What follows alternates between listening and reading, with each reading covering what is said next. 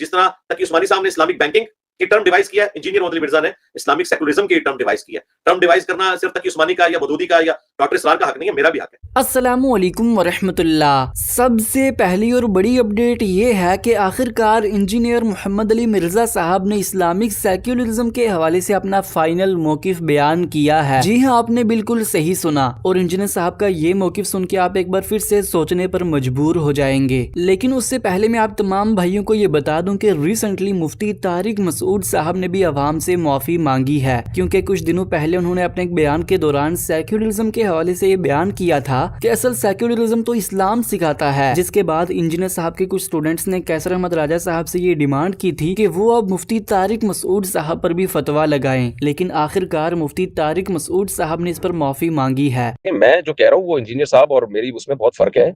मैंने जो सेकुलर कहा है वो रैशनल के माना में, कि यानी आज़ाद ख्याली जो है ना, हकीकी आज़ादी वो मजहब में है, इस्लाम में है, और अकल का हकीकी इस्तेमाल का हुक्म तो इस्लाम देता है। फिर भी बहरहाल मुझे ये लफ्ज़ इस्तेमाल नहीं करना चाहिए था, जो आइंदा मैं इसमें इंशाल्लाह एहतियात करूंगा। अल्लाह ताला बहुत जज़ा खैर दे। मुफ्ती तारिक साहब ने तो अपना बयान वापस ले लिया, ना लेते तो मैं उनको भी ऐसे चैलेंज करता जैसे इंजीनियर साहब को किया है। ये बड़ी पक्की बात है।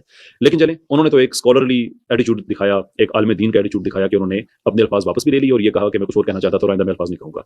अब आप लोग हिम्मत करें, जरा इंजीनियर साहब से कहें, आपको तो एतराज था ना इस लफ्ज़ पे, कहें आप इंजीनियर साहब से कोई माजरत अपने अल्फाज वापस लें और कहें कि आज के बाद इस्लाम के साथ सेक्युलरिज्म का वो लफ्ज़ वापस नहीं लेंगे। अगर आप भी ये कर सकते हैं तो फिर तो वाकई आप लोग सच्चे हैं, खरे हैं। नहीं तो आपने भी एक बाबा जी क्रिएट कर लिए हैं, माने ना माने पर आपके बाबा जी हैं। कैसर अहमद राजा साहब की ये वीडियो अपलोड होने के बाद कल रात लाइव सेशन के दौरान एक बार फिर से इंजीनियर मोहम्मद अली मिर्जा साहब ने इस्लामिक सेक्युलरिज्म के हवाले से अपना मौकिफ बयान किया। आइए हम उनकी वीडियो को देखते हैं। जिस तरह इस्लामिक डेमोक्रेसी एक टर्म है जो साहबा ताबीन ने नहीं बनाई है, ये 20वीं सदी में बनी है, ठीक है।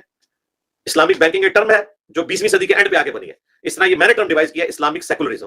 तो इस्लाम में जिस तरह डेमोक्रेसी कुफर है, बैंकिंग भी जो है वो कुफर का निजाम है, लेकिन जब इस्लामिक बैंकिंग से मुराद हम लेते हैं वो वाली बैंकिंग जिसमें वो वाला मामला ना हो, और इस्लामिक डेमोक्रेसी से मुराद हम वो रहते हैं कि जो कुरान और सुन्नत के दायरे के अंदर हो। तो इस तरह जिस तरह तकी उस्मानी साहब ने इस्लामिक बैंकिंग की टर्म डिवाइस किया है, इंजीनियर मोहम्मद अली मिर्जा ने इस्लामिक सेकुलरिज्म की टर्म डिवाइस किया है। टर्म डिवाइस करना सिर्फ तकी उस्मानी का या मदूदी का या डॉक्टर इसरार का हक नहीं है, मेरा भी हक है, और मैंने उसे वाज़ेह किया।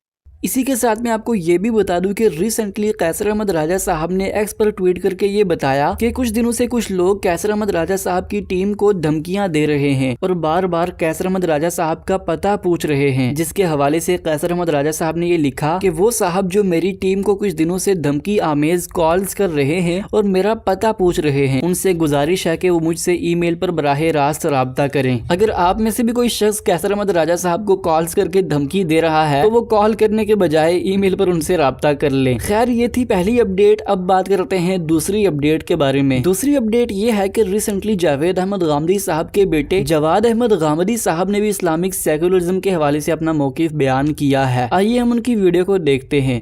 जैसे आजकल एक नई टर्म इजाद हुई है, शायद आपको पता है नहीं पता, इस्लामिक सेक्युलरिज्म। हाँ, वो ऐसे ही होगा ना, यानी मैंने इसीलिए आपको शुरू में कहा मैं इसी बुनियाद पर में मत जाओ। नहीं, और मैं टर्मिनोलॉजीज को भी देखें, टर्मिनोलॉजीज डिफाइन करेंगी आपके मुद्दा को।